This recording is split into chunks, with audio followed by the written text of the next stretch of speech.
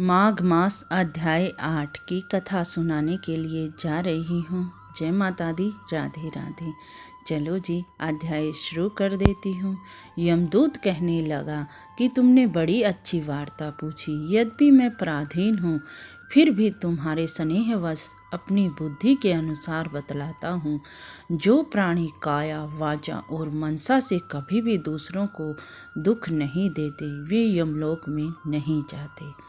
हिंसा करने वाले वेद, यज्ञ, तप और दान से भी उत्तम गति को नहीं पाते। अहिंसा सबसे बड़ा धर्म, तप और दान ऋषियों ने बतलाया है।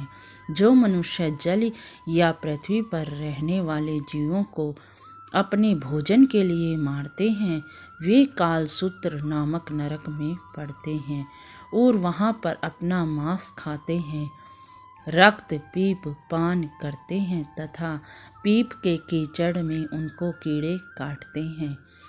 हिंसक, जन्माध, काने, कुबड़े, लूले, लंगड़े, दरिद्र और अंगहीन होते हैं। इस कारण इस लोक तथा परलोक में सुख की इच्छा करने वाले को काया, वाचा तथा मन में दूसरों का द्रोह नहीं करना चाहिए।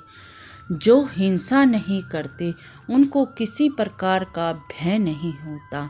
जिस तरह सीधी और टेढ़ी दोनों ही प्रकार की बहने वाली नदियाँ समुद्र में ही मिल जाती हैं, वैसे ही धर्म अहिंसा में प्रवेश कर जाते हैं। ब्रह्मचारी, गृहस्थ, वानप्रस्थी तथा यति, ये सब अपने अपने धर्म का पालन करने और जितेंद्रिय रहने से ब्रह्मलोक को प्राप्त करते हैं। जो जलाशय आदि बनते हैं और सदैव पांचों यज्ञ करते हैं, वे यमपुरी में नहीं जाते। जो इंद्रियों के वशीभूत नहीं हैं, वेदवादी और नित्य ही अग्नि अर्थात हवन आदि पूजन करते हैं, वे स्वर्ग को जाते हैं। युद्ध भूमि में सूरवीर मर जाते हैं, वे सूर्य लोक को प्राप्त होते हैं। जो अनाथ स्त्री की शरण में आए हुए ब्राह्मण की रक्षा के लिए प्राण देते हैं, वे कभी स्वर्ग से नहीं लौटते। जो मनुष्य लूले, लंगड़े, वृद्ध, अनाथ तथा गरीबों का पालन करते हैं, वे स्वर्ग में जाते हैं।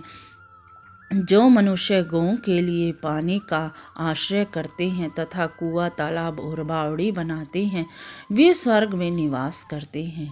जैसे जैसे इनमें से जीव पानी पीते हैं, वैसे वैसे उनका धर्म बढ़ता है। जल से मनुष्य के प्राण हैं, इसीलिए जो प्याऊ लगवाते हैं, वह अक्षय स्वर्ग को प्राप्त होते हैं। जो बड़े बड़े यज्ञ भी वहाँ पर फल नहीं देते, अधिक छाया वाले वृक्ष मार्ग में लगाने से देते हैं। जो मनुष्य वृक्षारोपण करता है, वे सदैव दानी और यज्ञ करने वाला होता है। जो अच्छे फल और अच्छी छाया वाले मार्ग में वृक्षों को काटता है, वह नरकगामी होता है। तुलसी का पौधा लगाने वाले के सब पाप नष्ट हो जाते हैं। जिस घर में तुलसी वन है, वह तीर्थ के समान है और उस घर में कभी यमदूत नहीं जाते। तुलसी की सुगंध से पितृचित्त आनंदित होते हैं और वे विमान में बैठकर विष्णुलोक को जाते हैं। नर्मदा नदी के दर्शन, गंगा का स्नान और तुलसी दल का स्पर्श, ये सब बराबर ही फल देने वाले हैं। एक द्वादशी को ब्रह्मा भी तुलसी का पूजन करते हैं। रतन, सोना, फूल तथा मोतियों की माला दान करने का इतना पुण्य नहीं जितना कि तुलसी की माला दान करने का है। जो फल आम के 1000 और पीपल के 100 वृक्षों के लगाने से होता है, वह एक तुलसी का पौधा लगाने से होता है। पुष्कर आदि तीर्थ, गंगा आदि नदी, वासुदेव आदि सब देवताओं ही तुलसी में वास करते हैं। जो एक बार, 2 या 3 बार रेवा नदी से उत्पन्न शिव मूर्ति की पूजा करता है, स्फुटित रतन के पत्थर से अपने आप निकले हुए तीर्थ में, पर्वत या वन में रखी हुई शिव मूर्ति की पूजा करता है और सदैव ओम नमः शिवाय मंत्र का जाप करता है, यमलोक की कथा भी नहीं सुनता, प्रसंग श्रोता, अभिमान से शिव पूजा के समान पापों को नष्ट करने वाला तथा कीर्ति देने वाला तीनों लोकों में और कोई काम नहीं है। जो शिवालय स्थापित करते हैं वे शिवलोक में जाते हैं। ब्रह्मा विष्णु तथा शिव मंदिर बनाकर मनुष्य को वैकुंठवासी हो जाता है। जो भगवान की पूजा के लिए फूलों का बाग लगाते हैं वे धन्य हैं। जो माता पिता देवता और अतिथियों का सदैव पूजन करते हैं वे ब्रह्मलोक को जाते हैं। यहीं पर 8वां अध्याय समाप्त हो जाता है। कल आपको 9वां अध्याय सुनाऊंगी।